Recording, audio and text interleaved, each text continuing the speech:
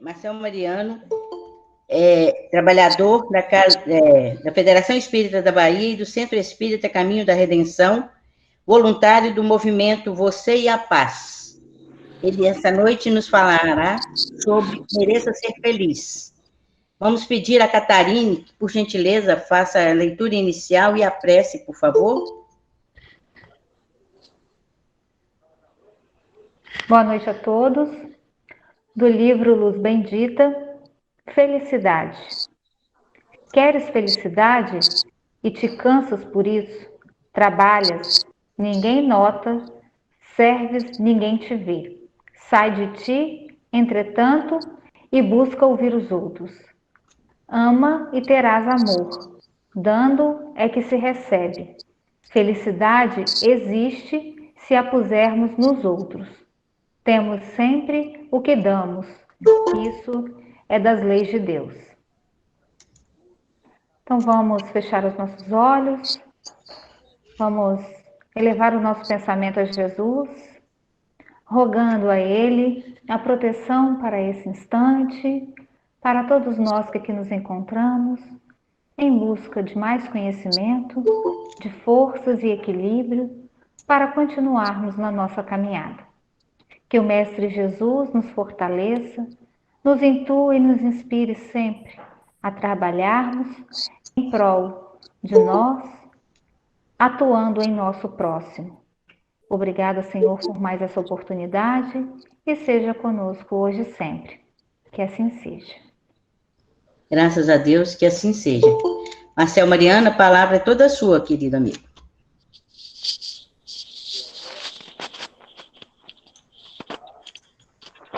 Meus queridos amigos, minhas queridas amigas, da cidade de São Mateus, no Espírito Santo, que da união de duas casas espíritas, Francisco de Assis e Antônio de Pádua, promovem na noite de hoje esta exposição virtual ante a impossibilidade de ser presencial.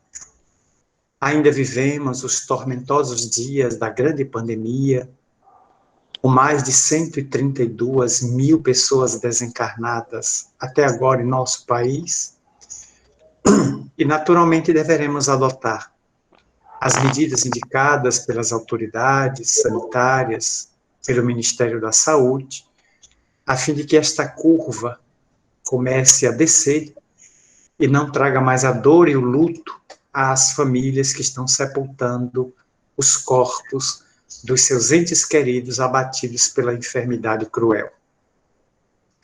Já estivemos em São Mateus, em outras ocasiões, pessoalmente, sendo a primeira vez que a estamos visitando virtualmente. E a temática fascinante, absolutamente atual, nos enseja reflexões sobre mereça ser feliz. Na década de 70 do século passado, 50 anos atrás, o espírito Victor Hugo, autor francês célebre pelo Homem do Mar e o Corcunda de Notre-Dame, suas obras mais clássicas, ele, se utilizando da mediunidade do baiano Divaldo Pereira Franco, escreveria um romance palpitante, que somente se lê com um pacote de lenços do lado, porque fatalmente em cada página o indivíduo é convidado às lágrimas redentoras. A esse romance cativante e arrebatador, Victor Hugo intitularia Sublime Expiação. Ali está o drama de Lucien. Nascido em Minas Gerais, em uma cidade formosa daquele estado, Lucien, quando atingiu a idade adulta, optou por seguir a carreira de musicista e tornou-se um virtuose ao piano. Seus dedos ágeis, delicados, corriam as teclas do piano, do órgão, arrancando os acordes maviosos que inebriavam as plateias. pouco tempo, ele se tornou um dos maiores intérpretes de Bach, de Chopin, nosso país. E inúmeros auditórios se reuniam em deleite e em prazer, ouvir aquele jovem que arrancava dos teclados a música e as notas azuis, a todos encantava. Ele prosseguia no seu sonho, conheceu o espiritismo, vinha de uma família tradicional de políticos mineiros, e sendo que dentro de sua família alguns se notabilizaram como vereadores, prefeitos, deputados federais, Senado e até presidência da República. E o sonho de Lucien, musicista, não era política, era música. E ele sonhava em ir à Polônia, estudar no conservatório onde Chopin, também Frédéric Chopin, havia estudado e encantado a plateia de sua época. Ocorre que uma casa espírita de sua cidade, aniversariando em certo momento, convidou um grande orador da Bahia. O nome do personagem é Armando. E esse personagem oculta uma personalidade e é médio e orador muito famoso, ainda hoje encarnado em idade profética. Esse personagem viajou à cidade de Lucien para ser o orador oficial do aniversário da instituição.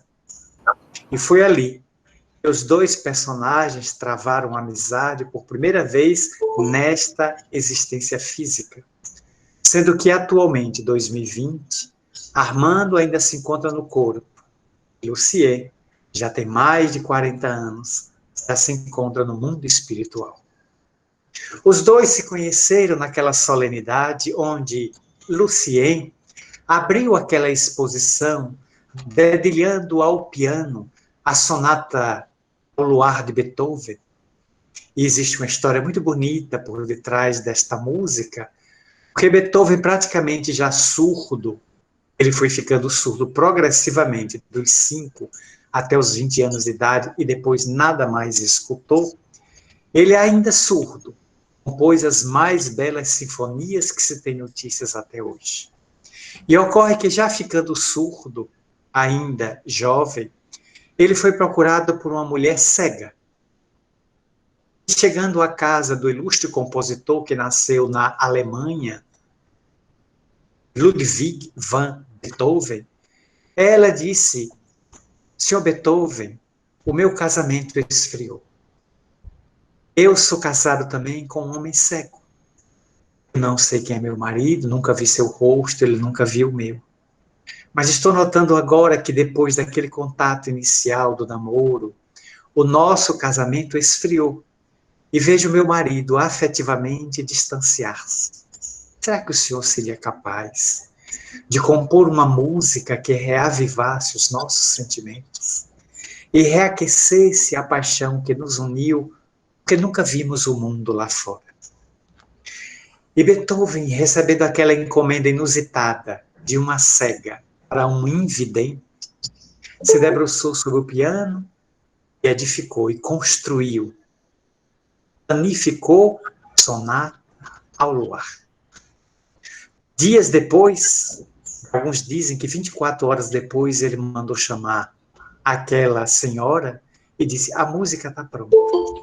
E quando ele ouviu, e ela também ouviu, tocada ao piano, os dois se inebriaram. E ela levou a música, a pauta, na época não existia nenhum instrumento de gravação, ela levou a pauta para alguns músicos tocarem para o marido. E assim, Sonata ao Luar se tornou um símbolo de uma melodia tocante.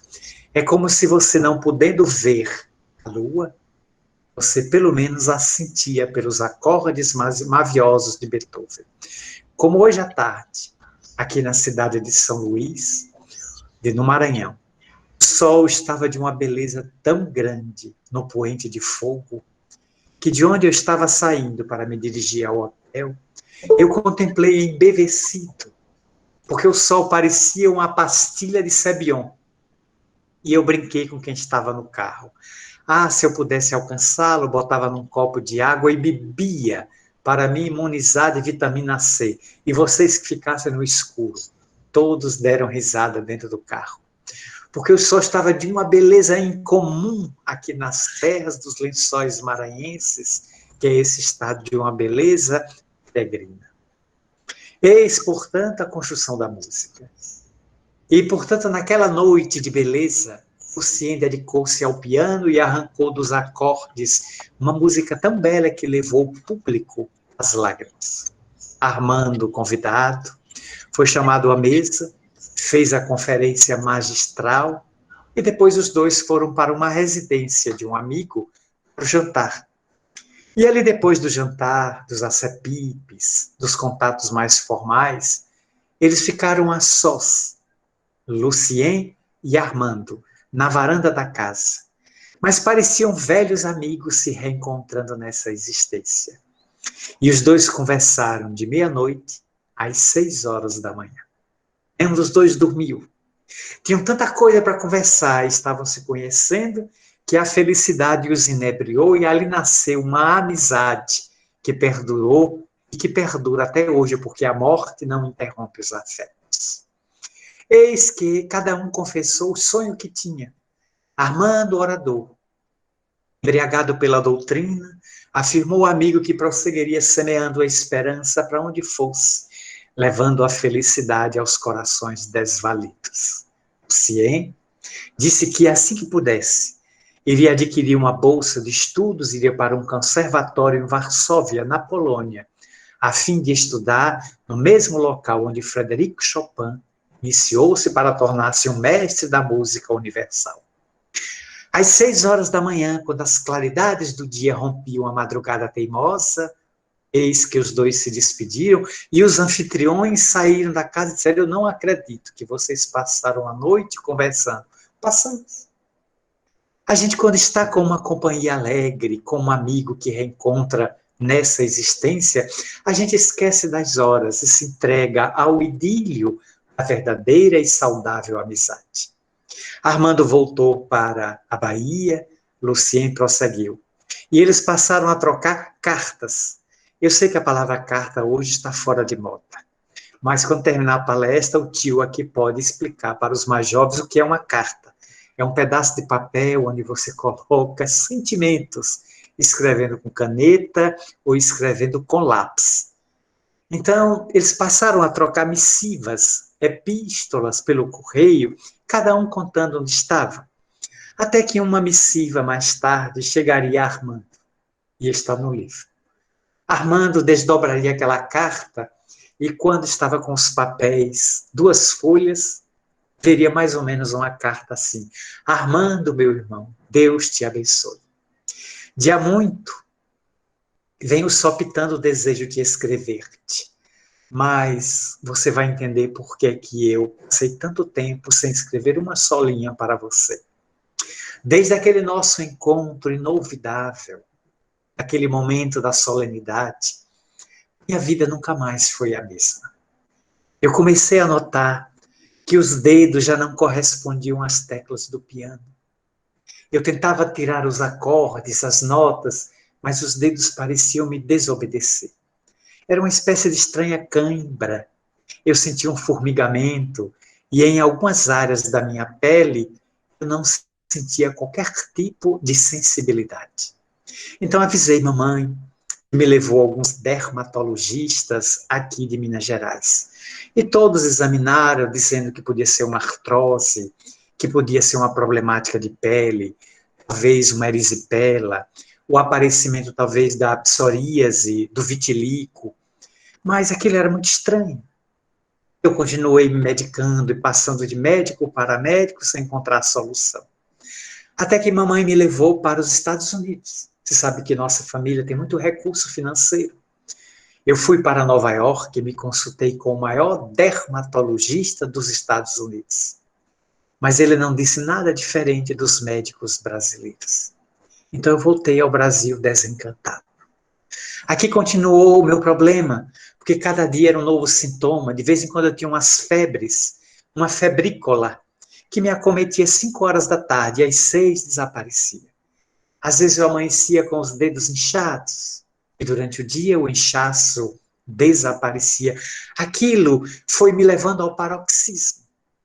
Até que uma pessoa que é próxima de mamãe disse, olhe, aqui mesmo em Minas Gerais, numa certa cidade pequena, há um médico muito famoso pela precisão dos diagnósticos. Ele não falha. Leve Lucien lá. Então minha mãe colocou num carro e me levou. O médico atendia um pouco fora da cidade. E quando lá chegamos, havia uma multidão. Mas mamãe, de maneira previdente, havia pago a minha consulta, de modo que cerca de 40 minutos depois eu fui atendido. Quando entrei naquele gabinete, fiquei ali sentado, aguardando ser chamado, o médico saiu do seu consultório, olhou aqueles pacientes que iam ser atendidos e, ao me fitar, a voz daquele médico se fez alta. Se fez absolutamente patética. Ele, olhando para a enfermeira, disse, mas o que é que aquele rapaz está fazendo aqui? Este rapaz apontou para mim. A enfermeira disse, ele está marcado, agendado com o senhor, mas ele não pode estar aqui. Esse rapaz tem lepra. A lepra é contagiosa. Ele não pode estar aqui. A vigilância sanitária foi avisada? Oh, Armando, quando eu vi aquele diagnóstico, eu odiei aquele médico. Com todas as forças de minha alma, eu o odiei. Eu o detestei à primeira vista. Mas ele me olhou e disse, entre aqui. Entrei no gabinete. Ele me aplicou certas substâncias frias e quentes na epiderme. E sempre que me perguntava alguma sensibilidade, eu disse nenhuma. Ele me enfiou algumas agulhas nos pontos esbranquiçados.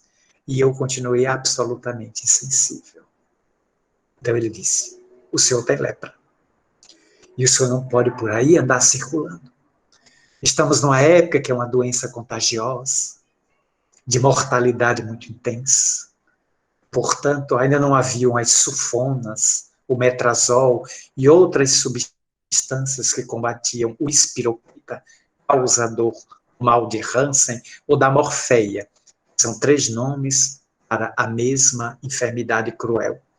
Portanto, o senhor tem que avisar a vigilância sanitária e o senhor será recolhido a um leprosário.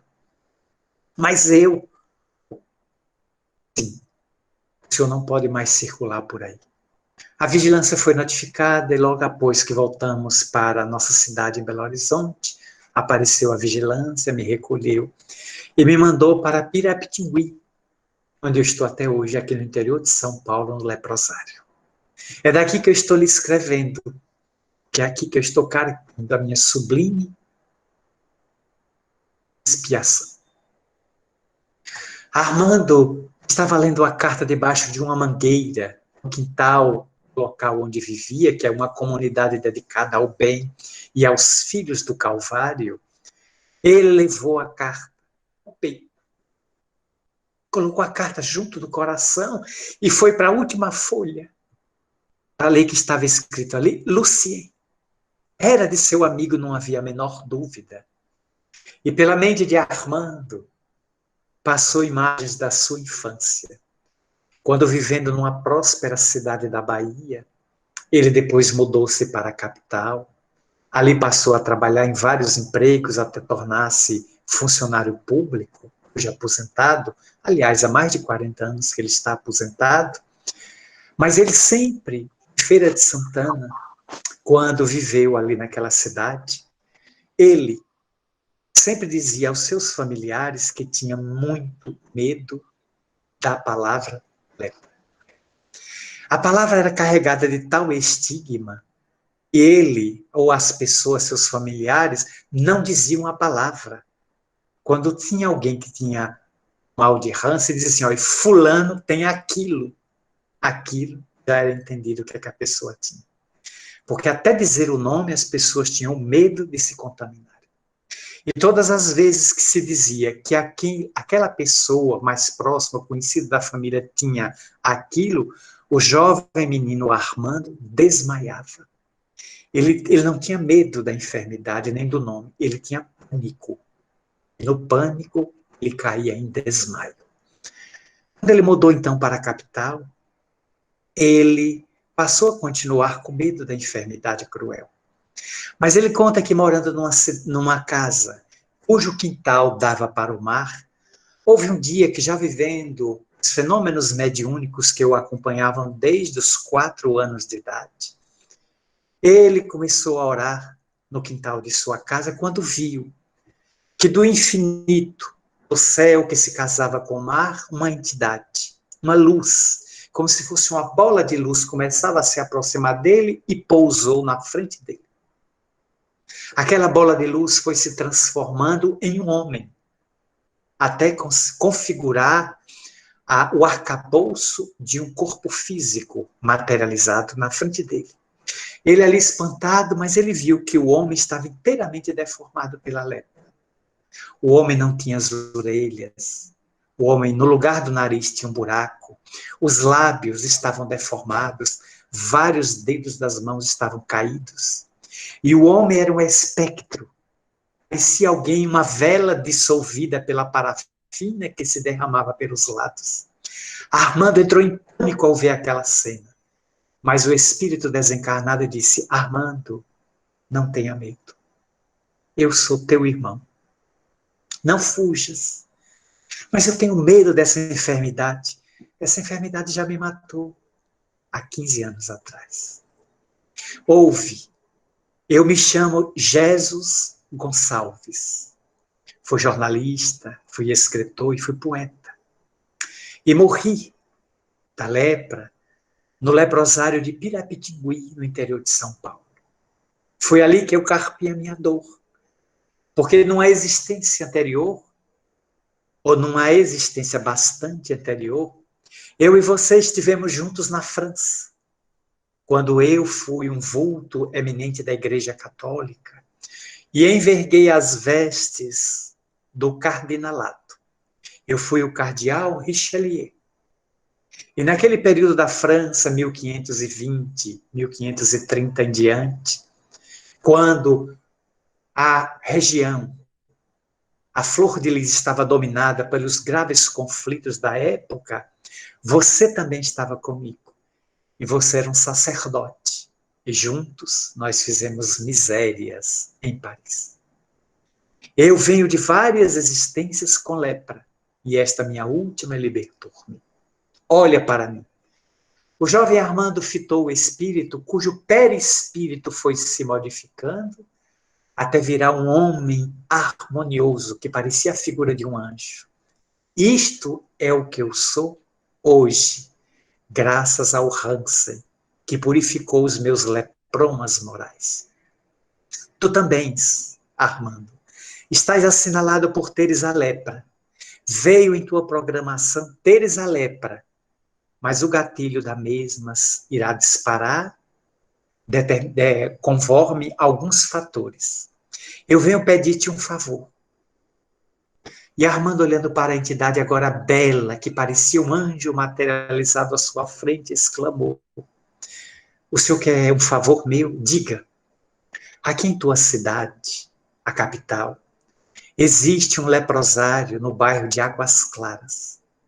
Eu gostaria de pedir-te que tu fosses lá. Levar a esperança, levar a felicidade, levar a alegria àqueles nossos irmãos que estão carpindo a dor, devorados pelo apodrecimento dos tecidos. Armando teve um choque, suava copiosamente e, voltando-se para o espírito, exclamou: o senhor me peça o que o senhor quiser, até viajar para a China de pé ou subir a cordilheira do Himalaia de costas. Mas o senhor não me peça para ir a um leprosário, porque eu tenho um verdadeiro horror, pânico à doença. Ao que o espírito sorriu canhestramente e exclamou: Armando, eu estou te pedindo para ir lá, para que você não tenha que ir para lá. Armando olhou para ele e disse: amanhã mesmo eu faço uma visita lá. Claro, concordo perfeitamente com o senhor, que é natural que eu visite. Pode deixar que eu vou lá. E todos os anos, enquanto o leprosário de Águas Claras já fechado, porque todos os pacientes ou desencarnaram ou foram curados, porque é doença perfeitamente hoje curável com as novas medicações, eis que ele, todo final de ano, ia no mês de Natal, em dezembro, visitar os que já estavam carpindo as dores do mal de Hansen, sem uma réstia de felicidade, sem a visita da família, que era impedida à época, mas ele conseguia, junto ao diretor, entrar e conviver com os doentes que lá estavam. Portanto, ele recordou aquilo e voltou à carta de Lucien e viu que Lucien estava narrando o seu drama. Ele então escreve o capítulo 2 do livro, que é A Resposta, e diz a Lucien: Lucien, meu amigo e meu irmão querido, recebi sua carta e recordei-me que você atravessa a estrada da sublime expiação. Não perca o otimismo. Valha-se da água magnetizada, do passe. Procure os tratamentos em vigor na época. O livro é de 70, mas o drama é de anos anteriores. Busque o tratamento competente, os médicos, e não descoroçoe, nem desista de continuar vivendo. Todos nós, Lucien, somos oriundos de um passado de traumas, de dificuldades. E é nas sublimes expiações, nos dolorosos testemunhos que resgatamos o nosso passado, nos projetando para o futuro. O que eu posso lhe dizer, meu amigo? Busque nas páginas doçurosas do Evangelho segundo o Espiritismo as causas anteriores das aflições. Aquele capítulo memorável que Allan Kardec fez ali inserir para demonstrar de que se eu não passo por dores oriundas dessa existência, é de que de outras existências essas dores devem ter o seu móvel, a sua causa. E eu lhe digo mais, amigo, Armando escrevendo para Luciane, vejam os moços da atualidade. Isso era dos anos 70. Quantos estão mergulhando no corpo, impecável, corpos absolutamente saudáveis, mas ostentando espíritos de orangotangos, verdadeiros espíritos atrasados. Ainda hoje, em pleno século XXI, nós estamos contemplando pessoas que passam horas na academia, malhando seus corpos físicos, mas cujos proprietários destes corpos são almas profundamente primitivas e atrasadas. Então, de que adianta ter um corpo tão sadio se a alma está doente, se a alma está enferma, mergulhada nas ilusões, nos conflitos, nas depressões e na arrogância, na violência e na agressividade? Encontramos hoje os grandes contrastes da sociedade, tomando conta dos nossos dias que estamos a atravessar. A favela ao lado do condomínio de luxo. O carro último modelo renteando com a carroça em via pública. O sorriso e a lágrima, a rosa e o espinho, a sombra e a claridade plena convivendo nos nossos dias. A riqueza nababesca de alguns poucos em contato com a miséria, com a fome, com a dor, com a pobreza extrema de milhares de vidas que não têm o que comer ao fechar do dia. Aqui está o seu irmão sempre orando por você. E quando surgir a primeira oportunidade, irei visitar-te. Armando ainda faria uma viagem ou duas para São Paulo. Estaria com Lucien, que naquele leprosário acabou por fundar um centro espírita dedicado a Damião de Veuster. Damião de Veuster, para quem não conhece, foi um missionário belga. Ele estava se preparando para ser sacerdote e no noviciado ele ficou sabendo de que alguns dos seus irmãos, já mais maduros no trabalho missionário, estavam de viagem marcada para uma ilha da América, que ficava perto do Havaí, as Ilhas Molokai. Mas na noite em que um deles ia viajar, ele adoeceu. E 2 dias depois, esse missionário morreu. Desfalcado a equipe, o jovem Damião de Veuster, com pouco mais de 18 anos de idade, foi ao prior do convento e disse: já que meu irmão que ia para Molokai desencarnou, eu venho pedir encarecidamente que o senhor me coloque no lugar dele. Mas Damião, aquela ilha para onde iam os missionários só tem leprosos. É uma ilha separada do continente. Então lá, para a ilha, se mandam todos os leprosos para eles não terem o direito de contaminar os que ficam no continente. Eu desejo ir. E Damião de Vester embarcou. E depois de uma peregrinação muito árdua, ele chegou às ilhas de Molokai. E ali, ao desembarcar, completamente sadio, ele passou a se dedicar como se fosse um sirineu, um samaritano socorrendo aquelas vidas que tinham perdido a própria dignidade e o direito de continuarem vivendo. Porque a lepra, em todas as épocas da humanidade, foi um estigma tão duro que nos tempos bíblicos, quando alguém era cometido de qualquer dificuldade na pele, não precisava ser lepra, porque na época nem existia diagnóstico para essa enfermidade, a pessoa podia ter vitiligo, podia ter psoríase, eczemas, determinadas feridas oriundas de problemas alérgicos. Tudo era interpretado como lepra. E nos arredores de Jerusalém existia um desfiladeiro, uma espécie de fenda no chão, que se chamava Armagedon. Ali iam todos os leprosos de Jerusalém, que eram banidos. E quem adquiria a lepra perdia a vida em vida. Já era considerado pelos parentes morto, os seus bens divididos, e ele tinha que ir para o Vale dos Leprosos, que ficava no Armagedon. Assim narra Amélia Rodrigues no seu livro Primícias do Reino. O rapaz que tinha lepra, que Jesus curou. Antes de ser enviado para o Armagedon, ele teve um encontro com Jesus que o limpou da lepra. E ele volta para a família para contar o que Jesus tinha feito por ele. Dessa maneira, a doença atravessaria os séculos, dizimando vidas e matando a felicidade. Eis que Lucien permanece ali, até que um dia Armando, capital baiana, recebe uma carta, dessa vez escrita por uma freira. A freira administrava o leprosário, porque estava vinculada a uma ordem católica. E a freira diz: seu Armando, Lucien desceu nos meus braços. Mas enquanto estava lúcido, ele me suplicou que escrevesse uma carta para o Senhor. Dou-lhe, portanto, a notícia da morte de Lucien. Era muito querido aqui. Todos o estimavam, todos o amavam, mas ele partiu. Voltou ao mundo espiritual. E na vida de Lucien, as dores, enquanto ele não foi internado e tentou por diversas vezes cura com médicos de Minas, de São Paulo e do Rio de Janeiro, a mãe chegou o momento que disse para ele: tenho muita dificuldade, Lucien, de aceitar que você saiu daqui de dentro de mim.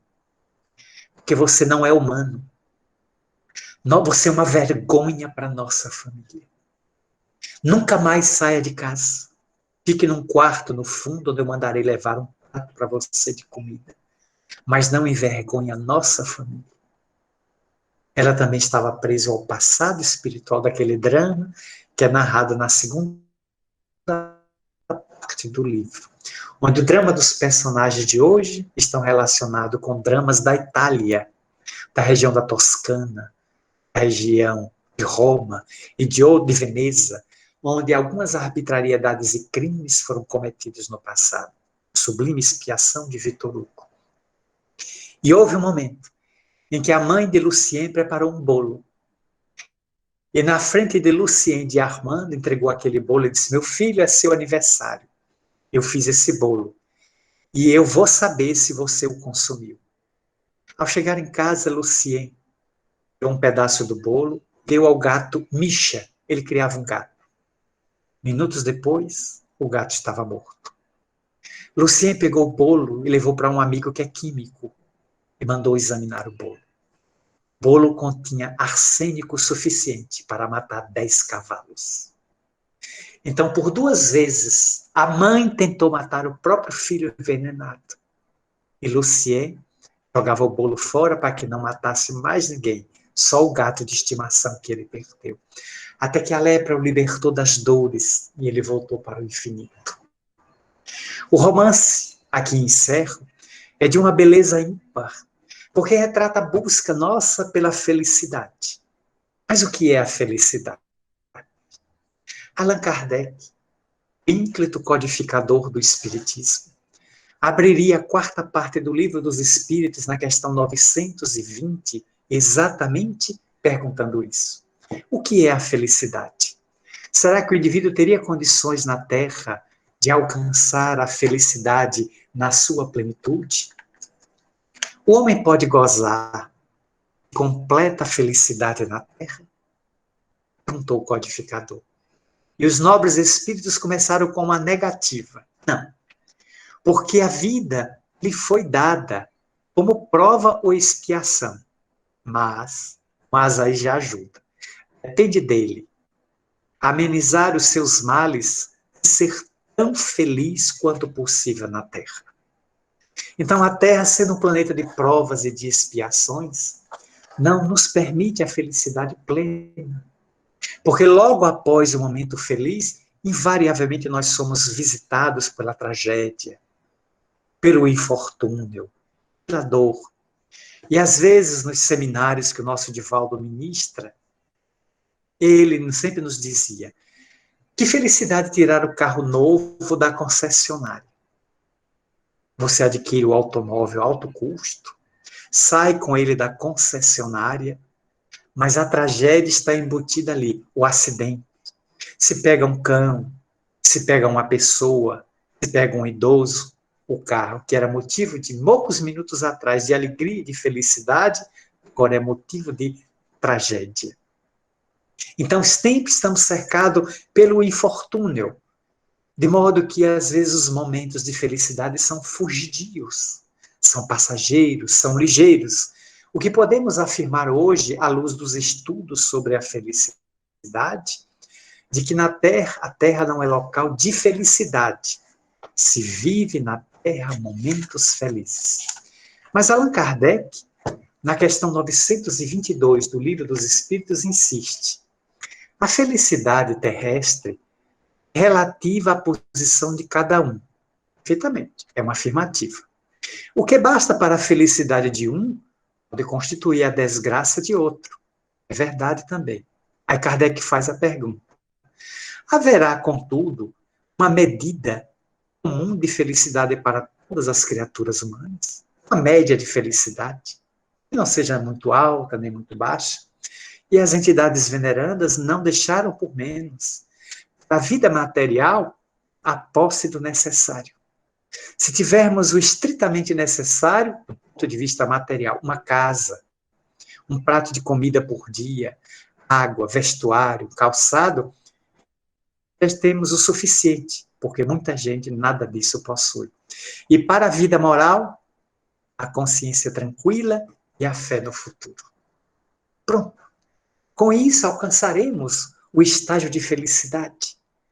Desde que tenhamos o mínimo necessário para uma vida física, em que não estejamos a predar o ambiente, a canibalizar o ambiente, destruindo, como está essa luta insana entre o homem e o meio ambiente. O homem é sempre o fator de desequilíbrio. Onde o homem aparece, ele desequilibra o meio ambiente, às vezes de maneira irreversível. Nos últimos 50 anos, de 1970 para cá, 162 espécies de animais na Terra foram extintas pela ação do homem. Acaba de sair uma informação da ONU e de organismos internacionais como o Greenpeace, demonstrando a ação predatória e violenta da criatura humana sobre o meio ambiente, que caça por prazer, caça por esporte. Enquanto todos os animais predam os outros para se alimentar, a cobra devora o sapo devora o mosquito, e a cobra é devorada pelo gavião, as aves de rapina. Mas só o homem é que mata os animais por prazer. Quando não abate para consumo, ele destrói apenas para dar vazão aos seus instintos grosseiros. E mais de 168 animais desapareceram nos últimos 50 anos, estão extintos, serão apenas memória, fazer parte apenas dos filmes e das lendas do passado. Então, a felicidade é o indivíduo viver na compatibilidade dos seus dias. E em relação à vida moral, ter a fé no futuro e a consciência tranquila. Então, nós merecemos a felicidade, sem sombra de dúvida, mas precisamos lutar titanicamente por ela, porque a Terra se assemelha a uma vasta gleba onde semeamos. E toda semeadura é livre, é soberana, é fruto do livre-arbítrio, mas a colheita é compulsória. E o indivíduo voltará sempre ao campo onde deixou as suas sementes para as colher, seja o que for, seja o espinho, sarças, sejam ervas dolorosas, ou sejam flores ou frutos perfumados. Eis porque, filosoficamente, tivemos na Terra muitas escolas apregoando a felicidade. Quem é que não conhece um pouco do epicurismo, do hedonismo, da escola cínica de Diógenes, o estoicismo de Zenão de Cício, até chegar à escola socrática, pregando que a felicidade é o conjunto de 3 fatores, segundo o pai da maiúscula. A felicidade é oriunda de um coração tranquilo, uma consciência calma e é derivada do cumprimento de deveres. Quem cumpre deveres, tem um coração em paz e a consciência tranquila, está em felicidade. Mas se o mundo estiver em guerra, mas eu não sou obrigado a estar em guerra, que quase todo mundo imagina que a paz é a ausência de conflito. Não é. A paz é você estar no conflito em paz. É você estar no olho do furacão e não deixar-se pelo furacão ser atingido. Porque viver em paz entre os pacíficos é muito cômodo. Sempre que me perguntam, você quer ir para o céu? Eu digo, Deus me livre para o céu. Mas por que, Marcelo? Porque o céu é muito monótono. Só tem anjo de asa, todo mundo virtuoso, tocando harpa durante a eternidade. Eu não aguento. Eu sou da Bahia, meu filho. Eu preciso ouvir Pablo, Ivete Sangalo, Carlinhos Brau, Olodum. Já imaginou ficar no céu a vida toda só escutando música clássica e canto gregoriano? Não aguento. É um cárcere privado. Nós precisamos ter diversidade. O ambiente saudável é aquele em que eu convivo com pessoas que são diferentes e as respeito. Estou convivendo com elas e entendo que é possível que flores diferentes vivam juntas no mesmo canteiro. Só são flores. Imagine nós. Então, a felicidade é oriunda do respeito à diversidade. Por que é que eu vou atacar? Eu vou anatematizar quem pensa diferente ou faz diferente daquilo que eu faço? Não tem lógica. Estas pessoas são pigmeus morais, que, sofridas em si mesmo, atacam os outros que não conseguem construir a própria felicidade, portanto, tentam deslustrar a felicidade alheia.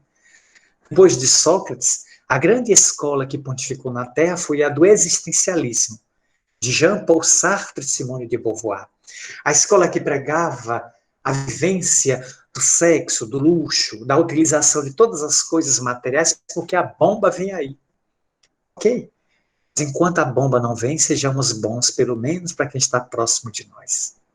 A felicidade é construída diariamente. A cada dia, quando você nutre uma criança, você cuida de um idoso, você faz um invidente, um cego atravessar a rua, você está sendo feliz. Vejam como os animais, quando são maltratados, fogem da gente, mas quando eles são amados, eles se aproximam. O cão, o gato vêm tão docilmente para junto de nós, porque percebem que nós somos amigáveis, que nós somos gente boa, que cuidamos, que não atiramos pedras e paus. Não dá mais para cantar atirei o pau no gato. É uma violência, nós temos que mudar essas músicas de violência. O cravo brigou com a rosa. Não, o cravo ama a rosa. Estas músicas estão superadas do ponto de vista pedagógico, elas são uma infelicidade para as crianças, porque passam a ideia de violência. O cravo namorou com a rosa, devem ter casado, deve ter uma prole numerosa. Não atirei o pau no gato, isso é violência contra o gato.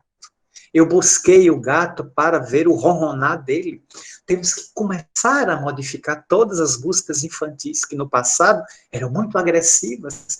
Não se coadunam mais com esses dias em que precisamos cultivar a paz. Sermos pessoas pacíficas e pacificadoras. Merecemos sim a felicidade. Mas onde é que ela está? Alguns dirão que ela é inatingível. Não. Ela está próxima. Ela às vezes está ao nosso lado e não a compreendemos. Por isso, que no meio de todas essas escolas filosóficas, surgiu uma que deixou a felicidade na Terra. E talvez não tenhamos entendido ela. Jesus Cristo. Quando Jesus veio, uma noite de abril fria, entre 6 a 9 de abril ele nasceu, segundo dados de Amélia Rodrigues, a poetisa e a aquarelista do Evangelho, ele trouxe a felicidade. Ele demonstrou de que a felicidade é a consciência tranquila, é o amor ao próximo, o amor a Deus e o amor a si mesmo. É fazer aos outros o que desejamos ardentemente que os outros nos façam. E toda a sua vida foi um poema de luta contra as paixões. Onde ele esteve, com quem ele esteve, estavam infelizes. Joana de Cusa, profundamente infeliz no casamento. E foi para ele levar suas mágoas de mulher infeliz, de estar acompanhada daquele homem violento, e ela queria abandonar o marido. E era um dos funcionários de Herodes, o intendente de Cusa, e Jesus disse, não, minha filha, volta, e se não pode ser a esposa, ser a irmã. Toma conta de teu companheiro, porque teu companheiro é muito infeliz, é doente. Toma conta dele. E dentro da família, tu cuidarás dele e me representarás. Onde ele esteve, ele encontrou Zaqueu, o cobrador de impostos, que era baixo e gordo, obeso. E por não enxergar Jesus, subiu num sicômoro. E Jesus, ao passar, disse, desce, Zaqueu, porque esta noite me comprais hospedar-me em tua casa. E naquela noite a felicidade entrou na casa de Zaqueu, que segundo Amélia Rodrigues, mais uma vez, depois do triste episódio da crucificação, Zaqueu pegou todos os seus bens, dividiu com todos os servos, os parentes, pagou todas as dívidas e foi para a casa do caminho auxiliar Simão Pedro, vivendo uma vida de pobreza junto aos mais pobres e aos filhos do Calvário. Maria Magdala, na cidade de Magdala tinha um nome rastejando ao chão. Ela não sabia o que era felicidade, ela sabia o que era sexo. Porque ela vendia seu corpo. Mas naquela casa daquele homem rico de nome Simão, onde Jesus pernoitou, ela penetrou, adentrou-se às portas abertas da casa, lavou os pés de Jesus com o perfume mais precioso e caro da época, o perfume de nardo, que estava contido num vaso de alabastro, e enxugou os pés de Jesus com os próprios cabelos. E Jesus disse, Simão, o anfitrião, desde que eu cheguei à tua casa, esta mulher não cansa de beijar os meus pés e lavá-los com o perfume mais caro dos dias que vivemos. E tu nem me deste água para as obluções do meu rosto. O anfitrião ficou chocado, mas Jesus era assim. Às vezes chocava para despertar. Maria Magdala levantou-se, deu uma gargalhada e saiu correndo. Abandonou Magdala e foi buscar os infelizes leprosos. Serviu aos leprosos até adquirir lepra. Elas também se contaminou. E já sabendo-se doente, enferma e febril, ela saiu de Jerusalém e foi para Éfeso, na Turquia, onde ela sabia que morava Maria de Nazaré, a mãe de Jesus, já quase octogenária. Ali ela chegou às portas de Éfeso, mas a febre estava tão violenta que a prostrou no chão. Uma pessoa viu, ela balbuciou ainda que vinha buscar a casa da Santíssima. O homem a recolheu e a levou até os pés de Maria, e nos braços de Maria, de Nazaré, Maria de Magdala desencarnou para ser recebida no mundo espiritual por Jesus, que lhe afirmou aos ouvidos cansados: repousa, minha filha. Atravessaste a porta estreita. Agora estás no reino que eu preparei para os meus discípulos. Vem, Maria, entrai na posse da felicidade. Assim também foi com Lady Di, quando a princesa de Gales desencarnou no trágico acidente de Paris, perseguida pelos paparazzis. Assim que ela se viu projetada do corpo, foi recolhida a um hospital onde dormiu algumas horas. No momento do seu despertamento, estava ao lado dela Madre Teresa de Calcutá. E Madre Teresa, abrindo os olhos de Diana, sua amiga pessoal, disse: oh, Lady Di, desperta, minha filha. Tu que não encontraste a felicidade na terra, aqui tu tens muito trabalho para socorrer os infelizes. E as duas, em transporte, volitaram para as regiões de Douro, onde até hoje a princesa, sob a coordenação da Madre Teresa, a Prêmio Nobel da Paz de 1979, prossegue ajudando os infelizes e as organizações humanitárias que ela havia auxiliado quando em vida. Portanto, a felicidade está nas pequenas coisas, mas é que nós procuramos, às vezes, muito nas coisas grandes, nos jogos de loteria. Sempre que eu vejo o prêmio dessa Mega Sena ser altíssimo, como foi agora recentemente, 95 milhões, eu fico olhando as filas daquelas pessoas que ficam na lotérica sonhando. Tive colegas que me diziam: Marcel, o prêmio dessa semana é mais de 300 milhões, é a chamada Mega Sena de final de ano.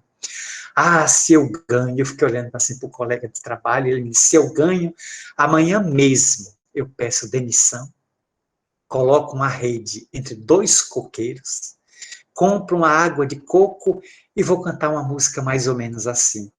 Um velho calção de banho, um dia para vadiar, um mar que não tem tamanho, um arco-íris no ar. Ele disse: meu Deus, está incorporado por Vinícius de Moraes. Baixou Vinícius de Moraes. Você não vai fazer mais nada, não. Chega de trabalho. Ele disse: ainda bem que se você ganhar 300 milhões, você vai ter muito dinheiro para empregar na farmácia, quando a depressão, a síndrome do pânico, os conflitos existenciais se avizinharem. Porque a vida no ócio vai trazer essas enfermidades e você vai perder o encanto pela vida.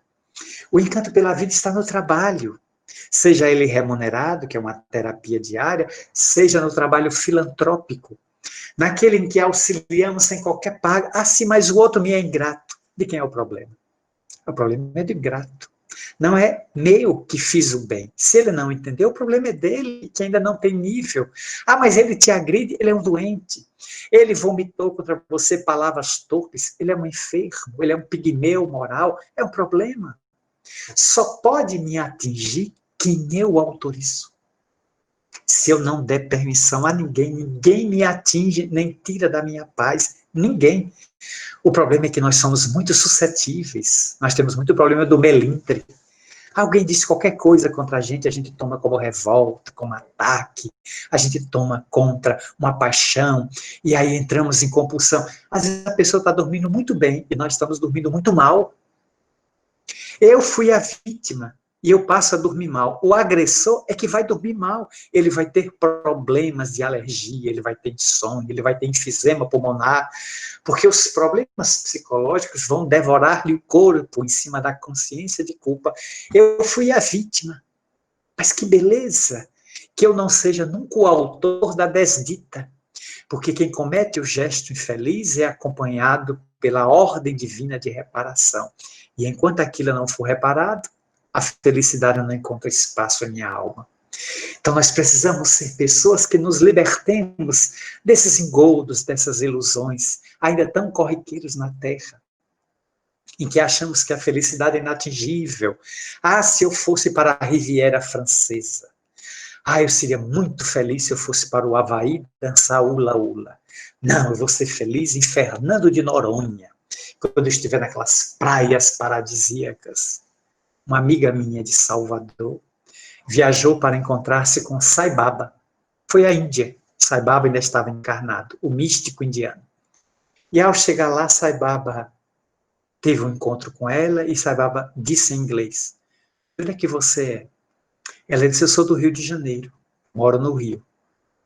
O que é que você veio fazer à Índia? Eu vim buscar solução para os meus problemas. Veio ao lugar errado, gastou dinheiro inutilmente em sua passagem. Sai Baba não tem solução para os seus problemas. Seu problema nasceu do Rio.